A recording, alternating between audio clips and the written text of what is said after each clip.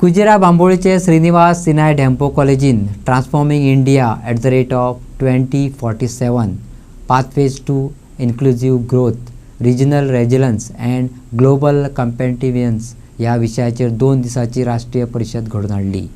Goa chamber of commerce and इंडस्ट्रीच्या शिक्षण समितीच्या जोड पालवान ही परिषद यशस्वी केली.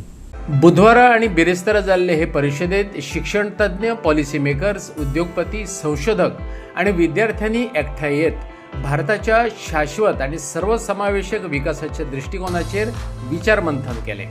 पुराय देशांतल्यान डेव्हलप इंडियाचेर 65 पेपरांचे प्रेझेंटेशन जाले. वेंचीक पेपर पुस्तकाच्या रुपान येवपाचे आसात.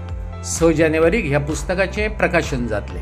Shri Dempo charities trust Srinivasa Sinai Dempo College Autonomous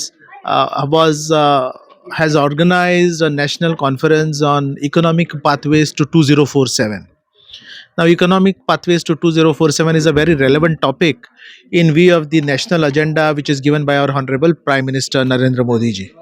Now, this seminar saw paper presenters by more than 60 odd research scholars around the country, coming from Assam, from Bengal, from Odisha, from Karnataka, Tamil Nadu, Kerala, etc., Maharashtra, and it provided a good platform for the research scholars to interact and to present their views on what are the different opportunities as well as the different obstacles for 2047.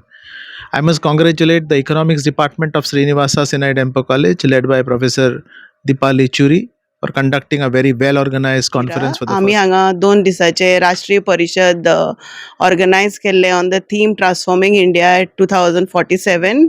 आमकां देशभरातले around 65 paper हांगा present जाले हे 2 दिसान, जंय खूब लोकांनी भारताची उदरगत कशी जावची सो दॅट डेव्हलप्ड इंडियाचे आमचे जे स्वप्न आसा प्रधानमंत्रीचे ते कशें आमी फुलफील करचे हाजे बद्दल खूब चर्चा घडोवन हाडली.